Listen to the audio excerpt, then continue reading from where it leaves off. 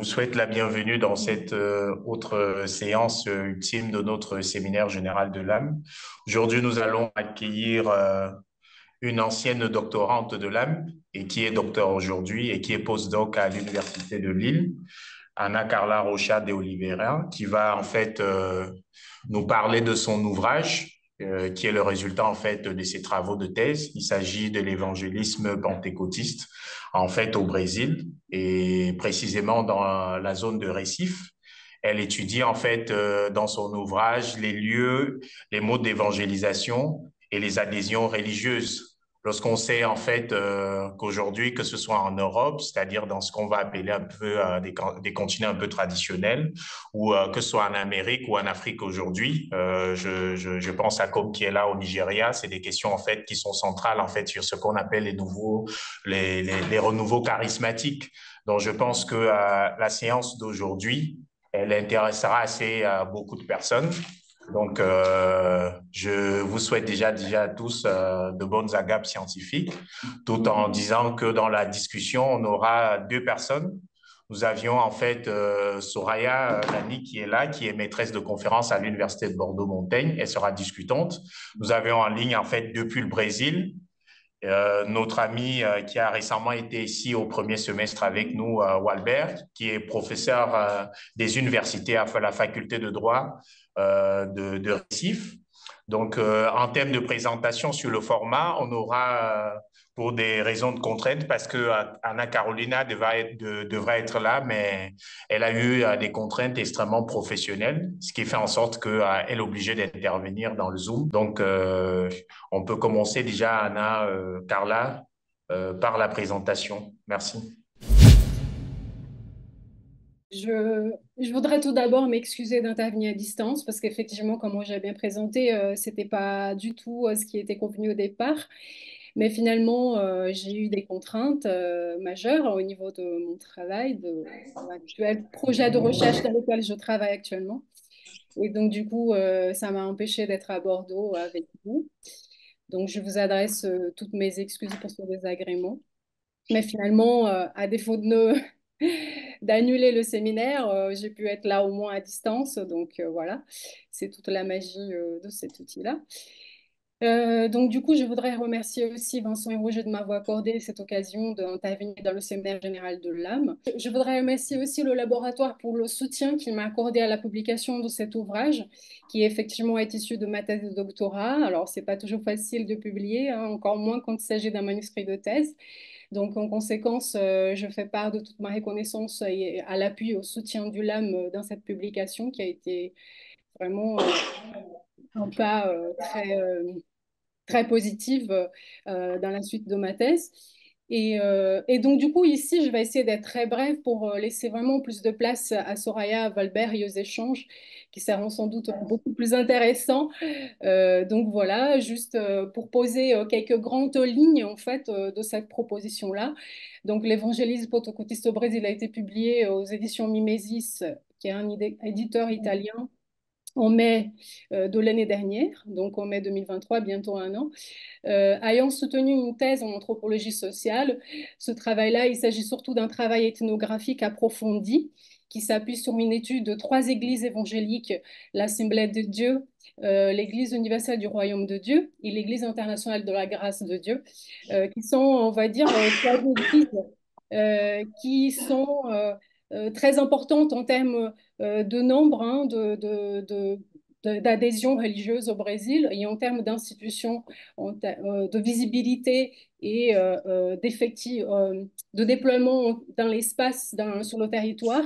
d'un nombre d'églises. Et donc, du coup, ces trois églises-là ont constitué mes trois études des cas, de cas dans l'appréhension de l'implantation, du développement, du fonctionnement quotidien, des stratégies d'évangélisation et des dynamiques sociales et religieuses du mouvement évangélique pentecôtiste à Recife et dans deux quartiers de sa région métropolitaine nord, donc deux quartiers, on va dire, plutôt périphériques, qui sont Aguazinho et Le Terme-Bonfim. Et donc, par ailleurs, j'ai aussi étudié, en tout cas, j'ai dédié un chapitre de cet ouvrage-là à l'étude de l'adhésion religieuse aussi, de celles et ceux qui se déclarent évangéliques, qui s'inscrivent donc dans cette dans la pratique religieuse de cette foi, de manière, on va dire, depuis plusieurs années, voire même depuis deux, trois générations. Donc, du coup, j'ai travaillé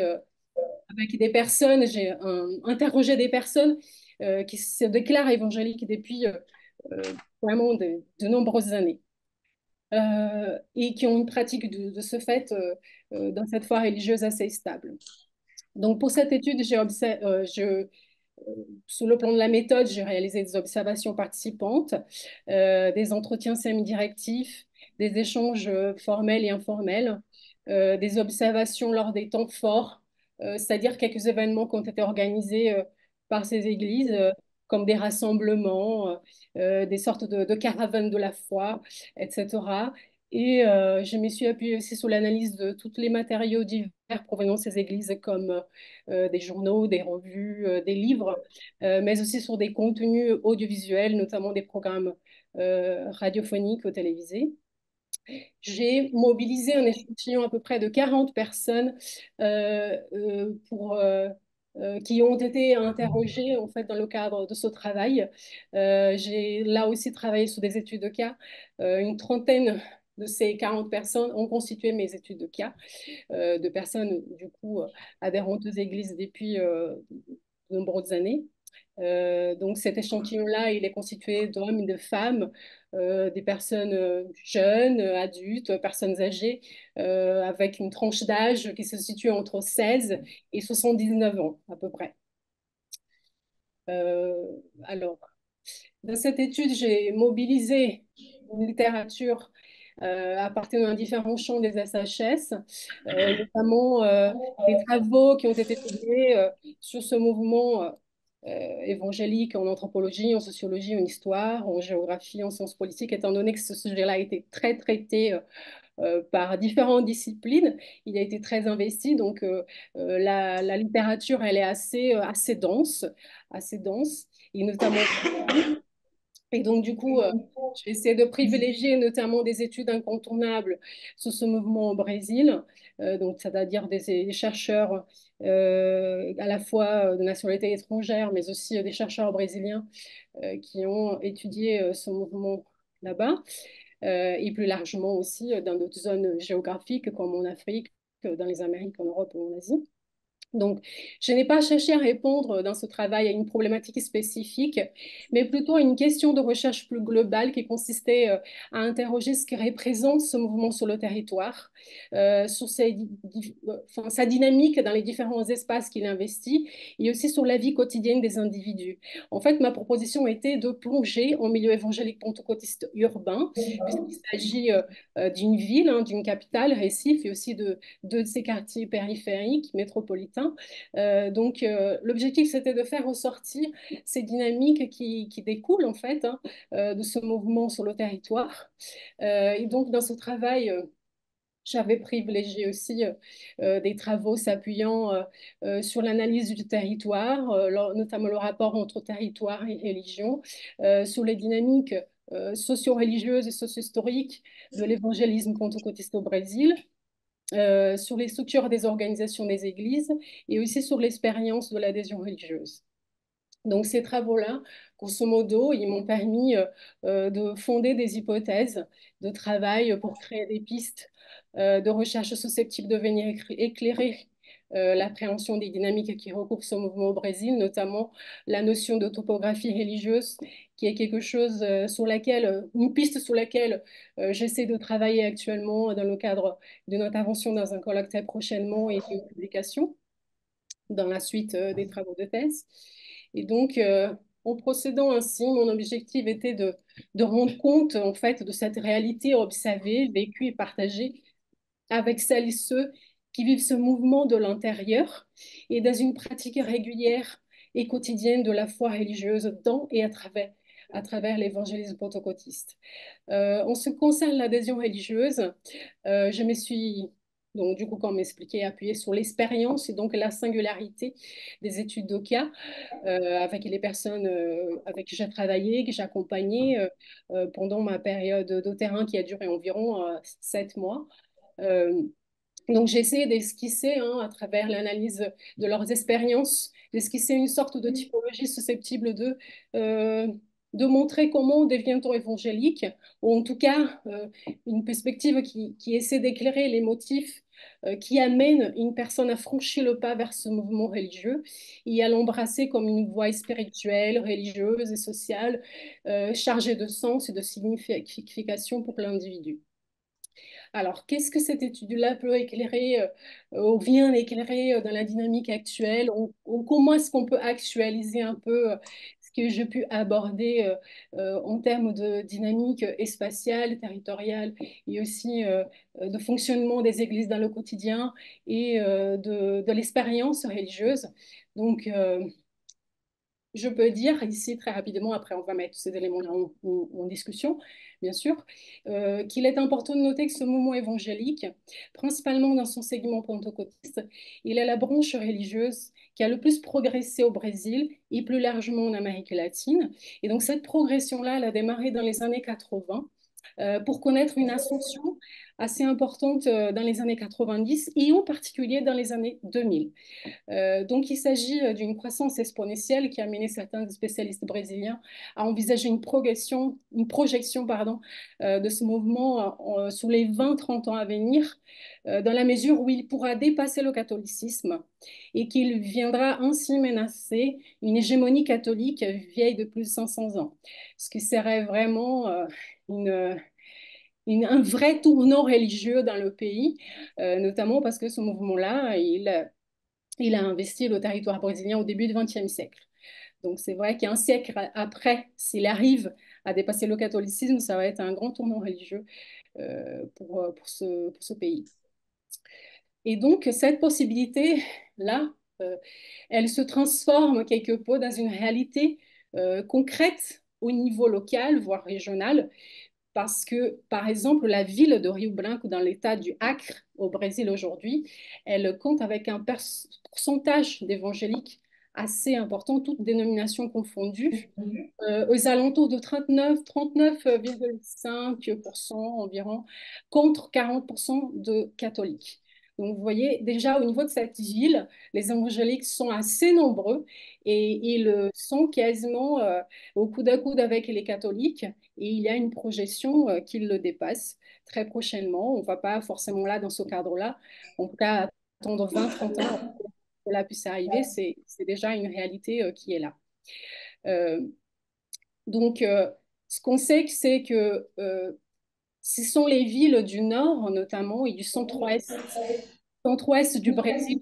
qui sont dans la liste du top 10, on va dire, des villes avec le plus d'évangéliques au Brésil actuellement. Donc, si au début du XXe siècle, le mouvement il s'est plutôt développé dans les zones de la côte du littoral brésilien, du nord au sud, progressivement, sous ce siècle-là, le mouvement il s'est graduellement aussi déployé dans des zones un peu plus à l'intérieur des terres, ce qui fait qu'aujourd'hui, non seulement les capitales de la côte atlantique ont été bien investies par ce mouvement-là, mais aussi les villes à l'intérieur des terres ont aussi été investies et connaissent et sont d'ailleurs les villes qui apparaissent aujourd'hui dans le top 10 des villes qui comptent le plus d'évangéliques. Donc, cet effet, ces villes-là, elles assistent en effet à une forte croissance du nombre d'évangéliques et donc notamment une croissance qui s'est révélée assez étonnante en fait au cours de ces 2 dernières décennies notamment. Et donc, en plus de cette croissance sur le territoire brésilien, le mouvement évangélique, il investit, il crée des dynamiques, que ce soit dans le champ social. Alors, on pourra aussi discuter, en tout cas mettre ces éléments-là en discussion, mais dans le champ social, dans le champ politique et dans le champ religieux, comme il est possible de constater hein, dans la présence, mais ça, c'est pas du tout un scoop, hein, on le sait depuis longtemps, qu'ils investissent le champ politique, les instances, les différentes instances de représentation politique dans le pays, les médias, des projets sociaux qui développent de plus en plus et l'édification hein, des temples en XXL comme, comme, comme, comme enfin, on a vu aux États-Unis, X a déjà une règle un peu partout au Brésil, mais dans différentes capitales à travers le monde. Euh, et donc, cette croissance territoriale, elle crée une sorte de topographie religieuse ancrée dans les espaces comme dans les rapports sociaux à ce dernier. Donc, ce qui favorise le projet d'expansion sur le territoire de ce mouvement. Et les adhérents eux-mêmes engagés dans ces églises, pardon, ils participent activement à ce projet, à ce processus, pardon, plutôt à ce processus d'expansion, notamment en soutenant des projets sociaux des églises, en s'investissant dans ces projets sociaux, en créant des dynamiques territoriales fortes, des rencontres, des animations sociales, ou en tout cas dans certains cadres sociaux qui permettent de faire vivre en fait ce mouvement au quotidien et de relier les gens aussi, de créer des dynamiques sociales entre les gens. Euh, et, et par-delà, ces églises, avec tous ces projets politiques-là, elles proposent et explicitent euh, la promotion de valeurs chrétiennes, des valeurs qui sont, elles aussi, mises dans le débat public, puisque de plus en plus le débat public est investi par des valeurs chrétiennes comme la famille nucléaire, le travail, la patrie, enfin, des éléments qu'on trouve dans un certain, une tendance, on va dire, politique assez conservatrice. Euh, donc, enfin, étudier ce mouvement religieux et sa portée sur le territoire brésilien me semble indispensable, en fait, pour comprendre les dynamiques politiques, sociales et religieuses du Brésil contemporain.